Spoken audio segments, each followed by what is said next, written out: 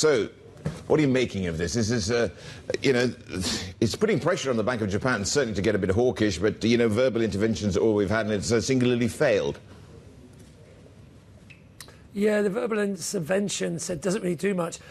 You had to expect it to happen, though. We've seen some examples just over the last couple of weeks, so you'd expect more to come. Certainly whatever Masada Kanda, basically the top finance guy, says, you know, is going to be of importance. But at the end of the day, verbal intervention is just that. It's verbal, and actions speak louder than words as far as the market's concerned. And until there is intervention, the pressure remains on the yen to weaken because of the divergence in monetary policy between the Bank of Japan and its counterparts. Certainly, if you look at dollar yen, I mean, the worry there is that the market is pricing in one rate hike this year. The Fed is saying there's two. So if the market starts to align itself more with the Fed, and remember, you've got core PCE data coming out next week. That's supposed to be 4.7%, which is very sticky. And then you've got employment the week after, initial estimates for like 200,000 now. So that data backs the Fed's argument, going, hey, we intend to do two. And if one more rate hike, so two rate hikes get fully priced in, then obviously that's more dollar supportive at the expense of the yen. So risks are near-term skewed towards dollar yen going to higher towards that 145 area, and that's where the last time the intervention actually happened. On a trade-weighted basis, though, the yen's even weaker now than it was when that intervention did happen. So any time right now, in theory, you could say the Ministry of Finance could intervene.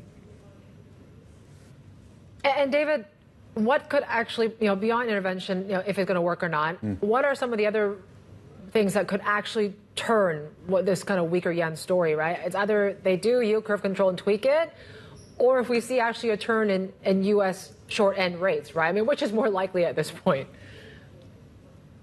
Yeah, we said if the U.S. rates came off, that would certainly help the yen. But I said that the risks really are US rates going higher, if you're honest, because I said the market's only pricing in one. And I said that data coming out, the PCE, core PCE data and payroll data, at the moment, if the estimates or forecasts match actually the reality, then the data will back up the Fed. So the Fed could go, look, we are going 2 hikes this year. So that push yields up on that end. So therefore, it's on the BOJ side. And at the moment, it's going, look, we're quite happy with where we are.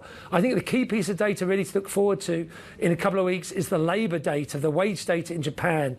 If that was disappointing, most recent data, if that shows an improvement, then you can go to the BOJ, look, okay, with demand pressure maybe picking up, and that may spur BOJ movement. But having said that, it's unlikely to be anything in July, which moves the can down the road until basically you could go to September or maybe in October, when its next outlook report will be due after the July one. So at the moment, if BOJ is going to move, it seems it's going to be a few months yet till it happens, which is going to keep pressure on dollar yen.